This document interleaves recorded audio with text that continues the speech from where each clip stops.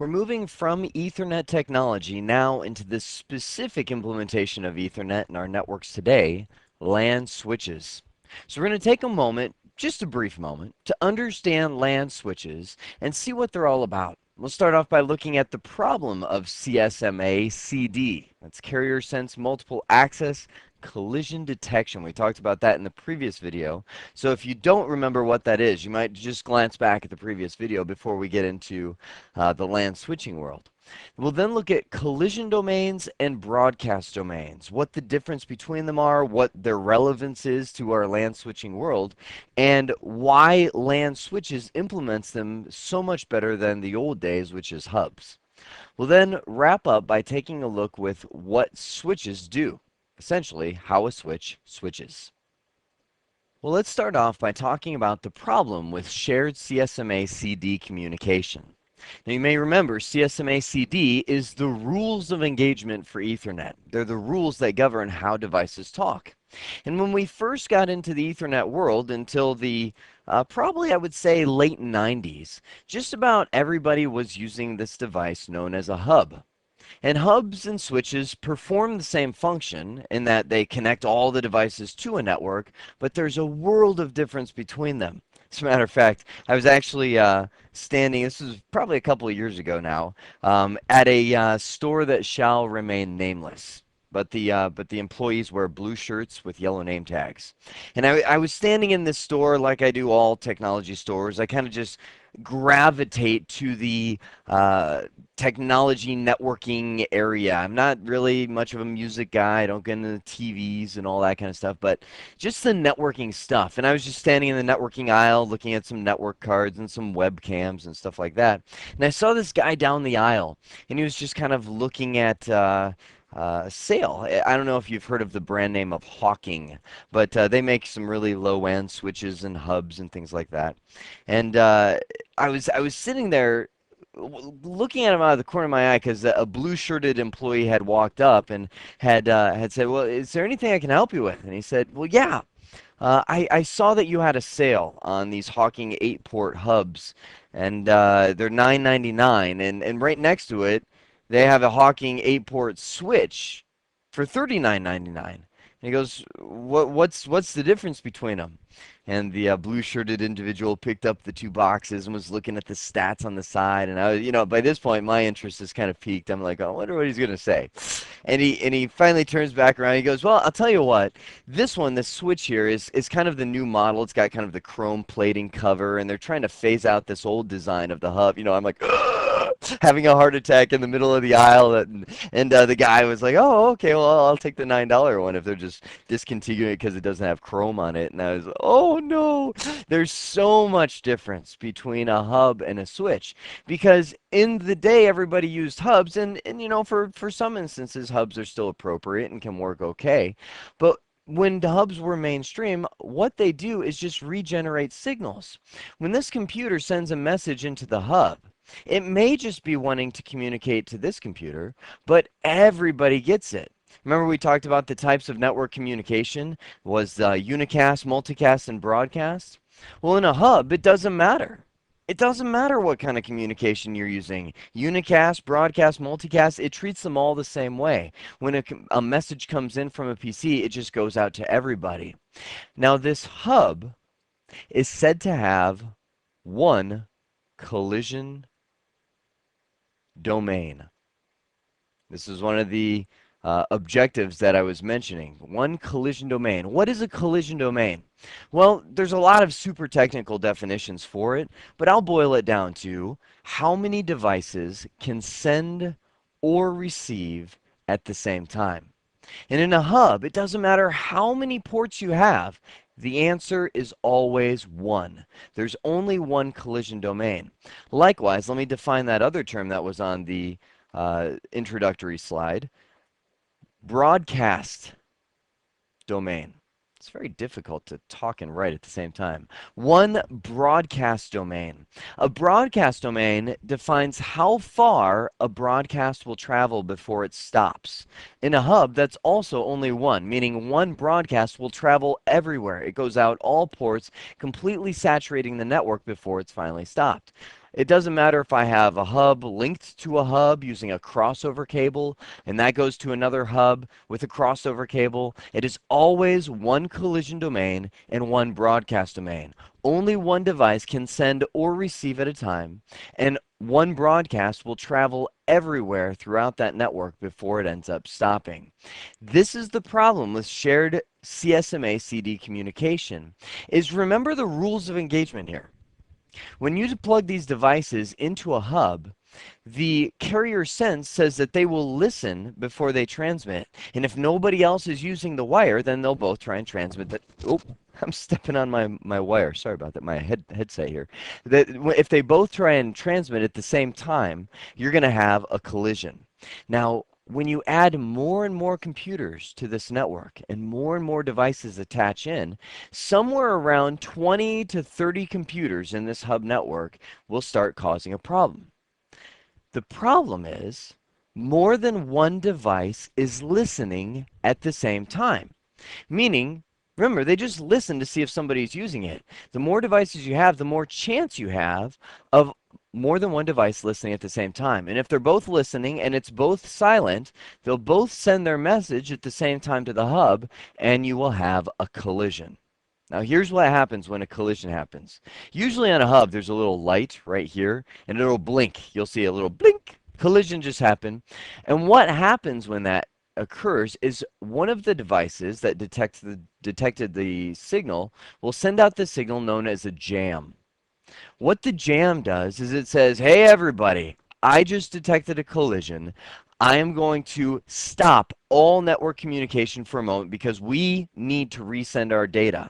This device and this device, after they've received the jam signal, everybody stops sending at this point, will wait a random timer interval. Now, it's in our terms, it's a very quick timer. It's in the range of 1 to 100 or 1,000 milliseconds. So within less than a second, they've resolved it. They've both sent their signal. The jam is now released, and everybody can start sending using the normal CSMA CD communication that we're all used to.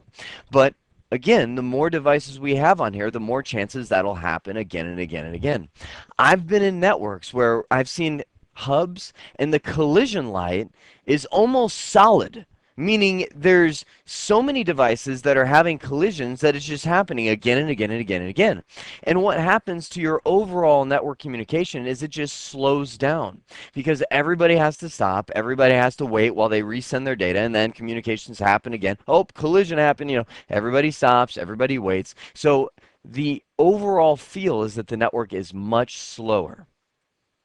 Now, as technology was beginning to advance, when we had just hubs, this device known as a bridge, some people called it a transparent bridge, but a bridge came out into the network. Now, what the function of this bridge was to learn MAC addresses. And it would learn all of the MAC addresses on one side of the network. You can see over here, I've got one group of MAC addresses. I've got 2 PCs, but imagine that to represent 20 or 30. And they're all plugged into their hub. And the bridge learns everybody's MAC address on that side of the network and everybody's MAC address on this side of the network. By setting up a bridge in this device, in this environment, I've effectively split my network into 2 collision domains, meaning I've got one collision domain over here and one collision domain over here. The bridge learns all the MAC addresses that are on this side of the network and this side of the network, and also allows one computer to be sending on this side at the same time as one computer can be sending at this side.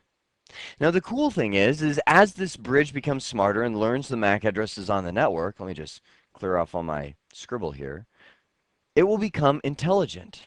As in, it will be able to say, when a computer comes in and says, I would like to send to the MAC address 00AA, some MAC address, which may be located right here. Of course, on this side of the network, everybody gets that message saying, I would like to communicate to that MAC address. It comes to this bridge and it goes, oh, you're sending to that side of the network. So it comes out to this hub. What does the hub do? Send it everywhere. And everybody, including this one, gets it.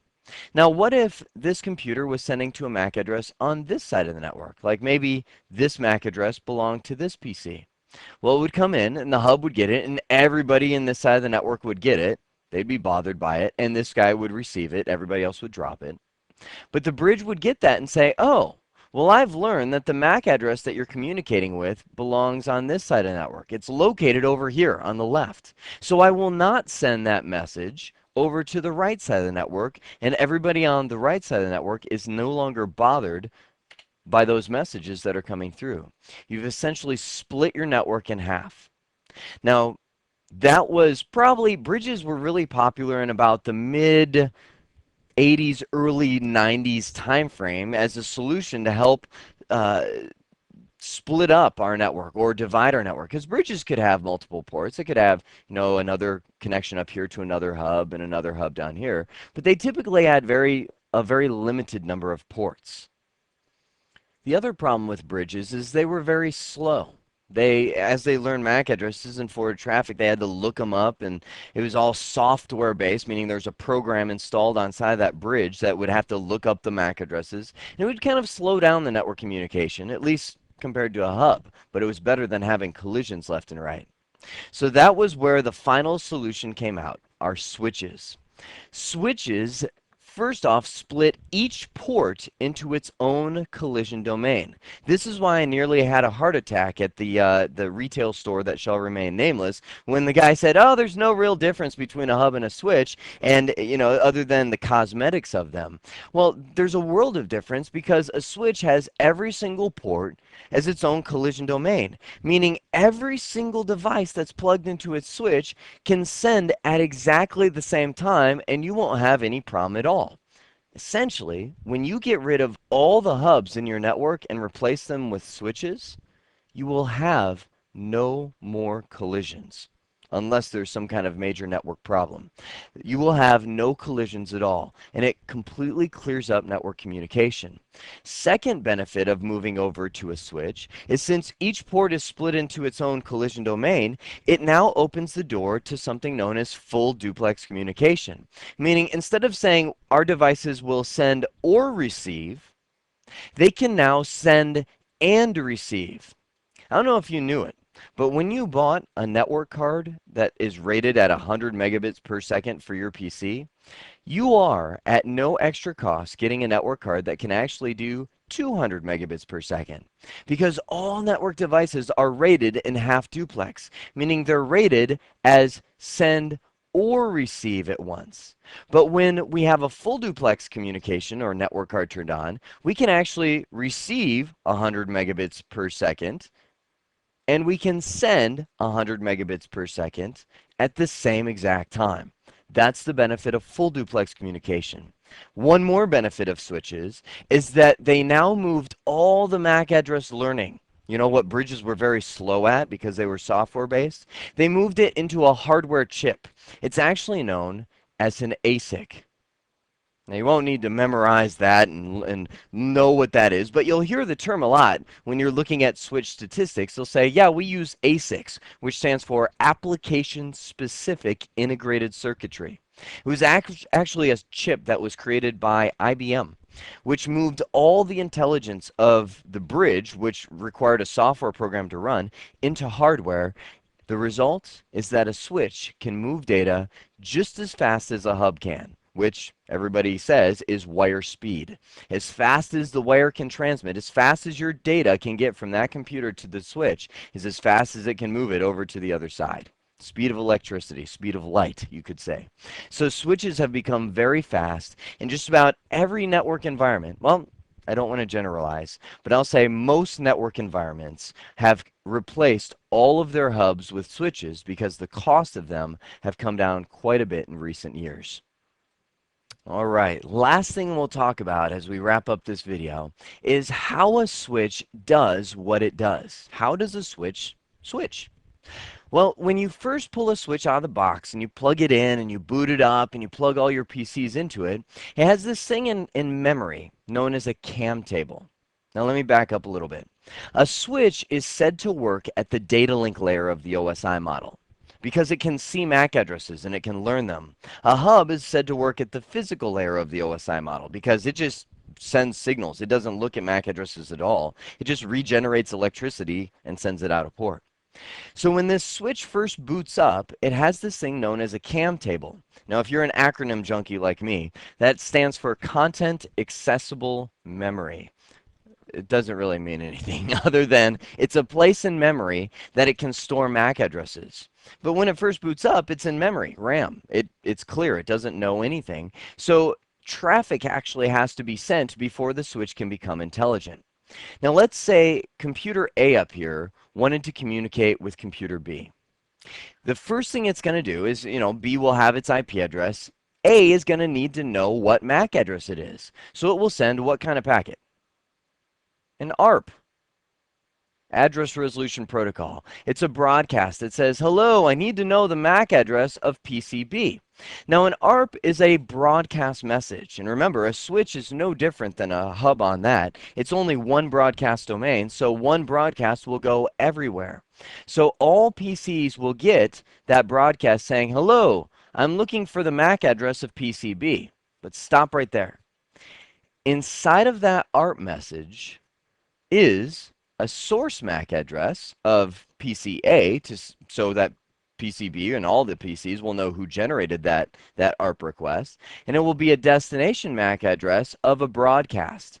Technically, if you open a packet sniffer, which we'll do in a little bit, you'll see the destination MAC address for a broadcast is all Fs. In hexadecimal, it's everything turned on, all Fs.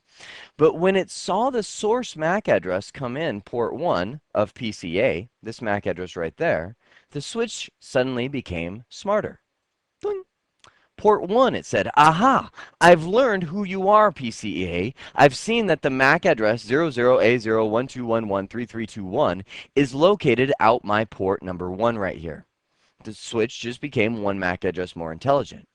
Now, PCB gets that broadcast and says, oh, they're looking for me.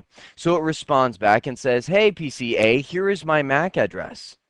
Suddenly, boing, the switch became one MAC address smarter because it knows now where PCB is located. It remembers port 2. Now, it still doesn't know who PCC or PCD are because it hasn't learned their MAC address yet. So if PCA, here's a good certification exam question for you.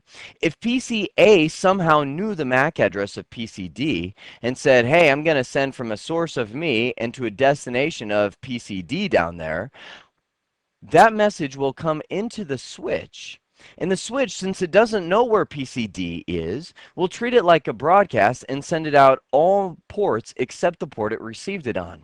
So PCD will get the message, but it won't be until PCD or PCC respond to that the switch will learn their MAC address and start becoming more and more intelligent. Truth be told, when you boot up a switch, it will probably take that switch 30 seconds. I would even say that's conservative. 15 seconds or less to learn every MAC address of every device that's plugged into it. Because computers are chatty. They're always sending stuff and receiving stuff. So it won't take the switch long to build that MAC address table. And from then on out, when PCA wants to send to PCB, all the switch has to do is take that message in, look at its CAM table, look at its MAC address table, and say, oh, you're just going out here. And it does not disturb any of the devices on the network. This is why this switch is considered to have 4 collision domains. It's separate, it isolates them. Only the traffic that belongs out each port will go out it. That should give you a good idea of the difference between a switch and a hub, and also tie together that concept of collision domains, which is how many people can send at the same time, and broadcast domains. That's what solved, these switches are what solved the problem with CSMA CD by splitting our network up to where every device can send and receive at the same time. Last thing we talked about here was how a switch switches, how the switch becomes more intelligent learning those MAC addresses. Frankly, I'm really excited because we're about to make the transition. This video marks the transition or the end of the major network concepts, and we're going to start the next video into getting into configuration. So for now, I hope this has been informative for you, and I'd like to thank you for viewing, and I sure hope you go right in to that next video.